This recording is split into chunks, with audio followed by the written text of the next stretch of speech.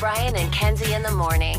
And Chicago's alternative all day. Q101. Brian and Kenzie on Q101. Tom Morello, new music, Pretend You Remember Me. And we have Tom Morello with us right now joining the show. Cubs fan, Libertyville native, among others in Rage Against the Machine. So, Tom, welcome in. Hello. Hey, what's going on, man? How are you? And we're so happy you took the time to talk to us, Tom. We appreciate it. My pleasure. Anything for Chicago. You got the show at the Vic coming up in November, and obviously we're going to get to that because we have some, you have specific history with the Vic, almost an anniversary, really, when you look at it from this year. But going back just a couple weeks ago, the emotions of you being the musical director for the Ozzy Osbourne Black Sabbath farewell show, which I think even did 1,000,000,000% more than people thought it would do in just the metal rock community.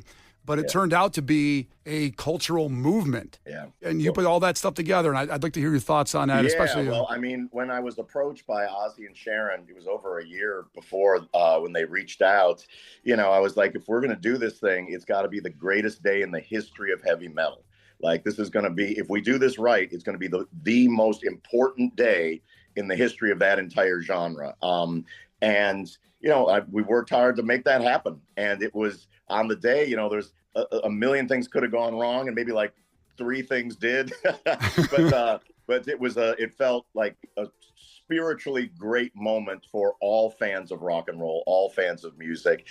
Heavy metal was the music that made me love music, and Black Sabbath invented heavy metal. And then, Ozzy Osbourne was the artist who found Randy Rhoads. That was the poster that was on my wall when I was practicing 8 hours a day. The Ozzy and Black Sabbath could not be more important to me personally as a fan and as an artist. Like, so much of my DNA is wrapped up in them, and I owe any note that I've ever played in large measure to them. So I really laid out, man, to do everything I could to make it a great show for fans and for them. It's so unusual. When Freddie Mercury passed away, they did that great show for him. When Taylor Hawkins passed away, but those guys were there. They headlined it. They got to see all these, the work that they had done, and the great artists that their music had created perform for them, perform their songs for them. And then they got to play and feel the love, not just from the other bands, not just from the 40,000 people in the stadium, but from people all over the world. It was a really, really moving day. Yeah. And then just sadly, Ozzy passes. Yeah. And I got to imagine that really hit you in a spiritual, weird way. Yeah. I mean, first of all, it's a tragedy. And, Ozzy Osbourne's lived a pretty on-the-edge lifestyle for a long time. And the fact that he lived as long as he did was a miracle. The fact that he lived to play and feel that love and to one more time, do Paranoid, to do Crazy Train. If you've got to go, I mean, I wish that Ozzy lived another 30 years, but like, if you've got to go out, it really felt like he knew how, he came to the after party, he came to the after party and, I was actually playing pinball with my son, Roman, and somebody's tapped me on the shoulder. I'm like, get off me. I'm like, I'm having a good game. Get off me. And it was Jack Osbourne going like, Ozzy wants to say hi. Sorry, man.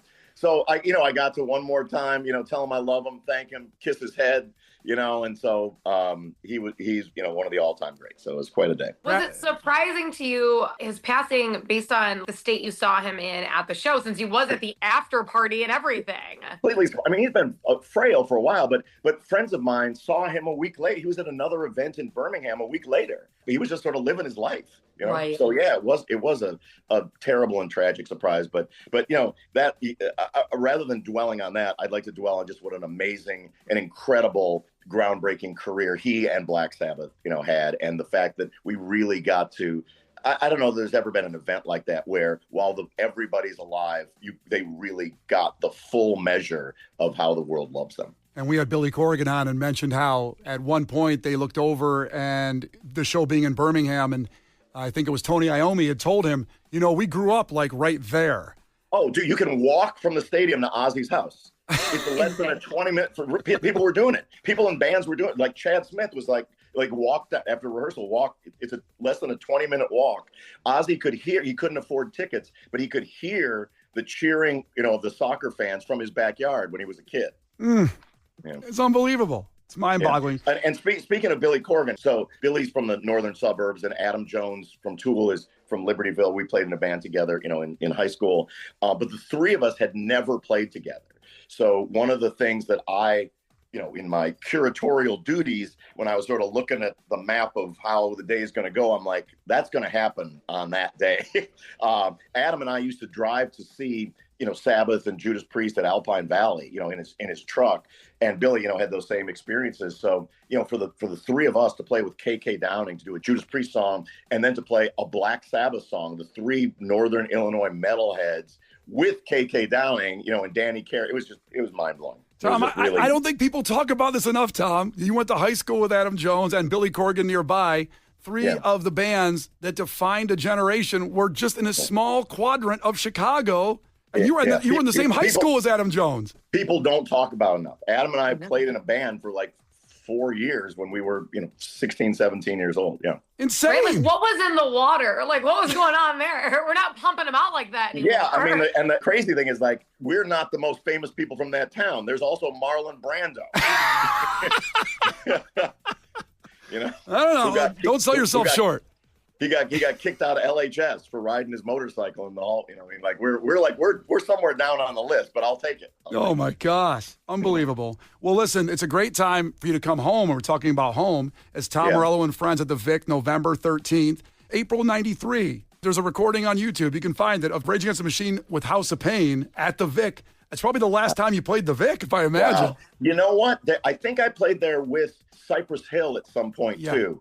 Yeah, we played there with Cypress Hill, and that show was particularly memorable because my mom, Mary Morello, was introducing the band, and so we're downstairs getting ready for the show, and my mom's just sort of wandering around. She's a very independent woman, and she says to like some stagehand, like, "Should I introduce the band?" And they go, "Sure." Now we're 20 minutes away from ready to play the show. My mom walks on stage to the Vic and goes, gives her like anti-censorship speech or whatever, and says, "Please welcome Rage Against the Machine." We're downstairs. I hear a. I'm like, wow, what's going on? Is there a fight or something up there? What's going on? I'm putting my socks on. And Mary Morello has introduced the band. Later on, I walk up and I'm like, what was that? What was people yelling about? She's like, I introduced you guys. I'm like, Mom, don't. And then from that point forward, I was like, I got to look you in the eye and tell you when to go introduce the band. From now that's your mom, though. You have to write. You still have to listen to her. You should have been running to the stage. Like my mom said, it's time to go on. I would have gone in my socks and underwear if I had known.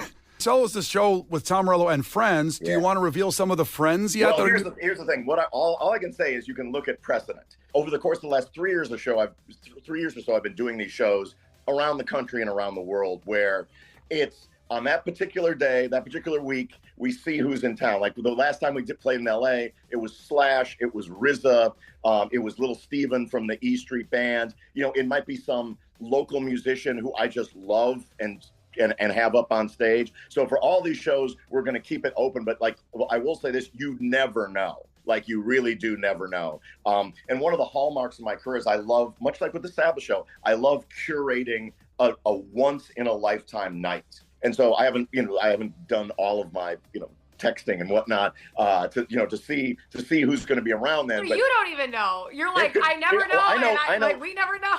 I know a couple of them, and you're going to be very pleased. I'll also check other people's touring schedules and see if somebody's, if we could fly them in for a day or something. But the idea is, over the course of the last 3 years, I've been really embracing the totality of my career.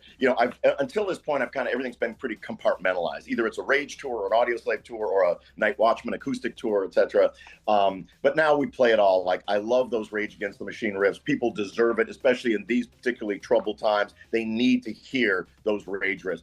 Audioslave and Chris Cornell is so near and dear to people's hearts and to me. Like, I feel the pain of his loss every day. Soundgarden's getting in the Rock and Roll Hall of Fame, which is awesome. But that music needs to be played and needs to be heard. I'm carrying the torch for all of that, for all of those fans, and me as a fan of those bands too. And then I'm in the middle of making, my first solo rock record. I've made a lot of EDM influence records, folk influence records, but a big ass riff rock record is coming. And so that is incorporated as well. I want a show where I'm playing my ass off on guitar. I really feel like never played better. I'm really pushed by my son, Roman. I don't know if you're familiar at all with his work, he can shred. He's I'm the rhythm guitar player in the family.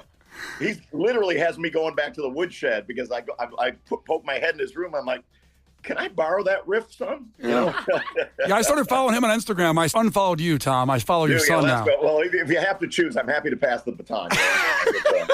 You have all this going on, and I have to ask, how do you have time to be part of, you have a musical coming to Goodman Theater, Revolutions, and you're handling the music and the lyrics and everything with that, correct? That's right. Yeah, so that's something I'm super excited about. The Goodman Theater is a theater I've gone to my entire life. My mom used to take me there when I was a kid, for the Christmas shows and whatnot. I've seen great plays there. And Zay Dorn, who's a great playwright, good friend of mine, he reached out over the pandemic. He's like, I'm a huge fan of like the different facets of your musical career. He's down with sort of my point of view politically. And he's like, do you mind if I take a shot at writing a story that integrates where you would be the person who writes the music? And I was like, sure. I mean, I'll check it out. And he wrote a beautiful Chicago story of, triumph and tragedy. It's political, but it's like, I didn't want, like, it's not Annie Get Your Gun kind of musical. You know what I mean? It's like an illegal rave with a bunch of heavy metal music.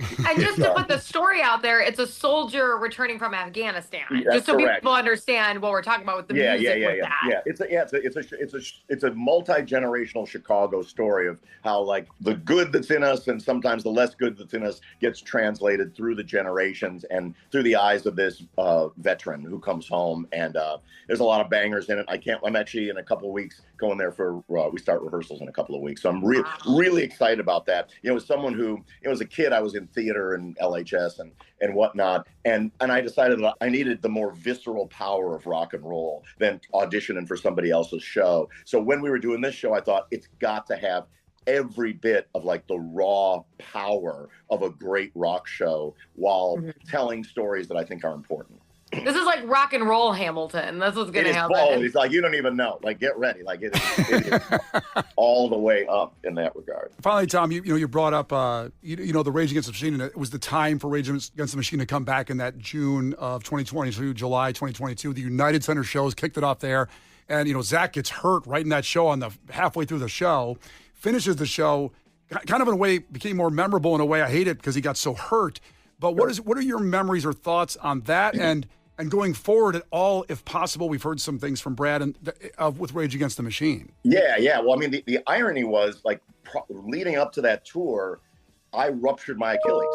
So I was in rehearsal, like, on crutches, and like, I was like, if I would have open heart surgery on stage and not cancel the show, you know what I mean? Like I like the show must go on. So then Zach, I mean, he was in such good shape. He had been everybody was doing their best to like make this thing happen. And sometimes it just happens, and he popped the Achilles and he had sort of seen my journey with it. And, we finished the U.S. tour and then sadly canceled all the other stuff after that, and here's the way that I look at it is like Rage Against the Machine was always sort of a volatile situation. And the fact that we got 4 great records, the fact that we played shows in 2022 and a new generation got to, even when he was sitting down at those shows, those were some of the best Rage Against the Machine shows that we ever did and really connected people. We finished with 5 sold out nights at Madison Square Garden. You know what I mean? So if there's never another show, that's quite a way to go out. But in the meantime, I cross my heart and hope to die. I am carrying the torch for every one of those riffs and all of the meaning in those songs, as well as the other things that I've been in. That music matters so much to me, and what it's about matters so much. And I am bringing that shit to Chicago, baby. Hell yes. Bringing it at the Vic November 13th. Woo! Tom, I can't wait to hear the record you're talking about as well. And just thanks so much. When you get to town, we'll see you in the front row at the Vic. I'm getting right to the barricade. I'm pushing everybody out of the way to get right in the barricade right up front. And we hope you can come in the studio. And thank you so much for taking the time to talk to us. Well, thank you. It's always a pleasure. Go Cubs, etc. But yeah, go Cubs, baby. Hello to all my Libertyville peeps there. And again, thank you very much. It's anything for you guys and for Chicago. It's like this was my radio station that did so much for Rage and Audioslave. So I appreciate it, man. Well, we appreciate you. Thank you for being awesome. Brian and Kenzie in the morning, and Chicago's alternative all day. Q101.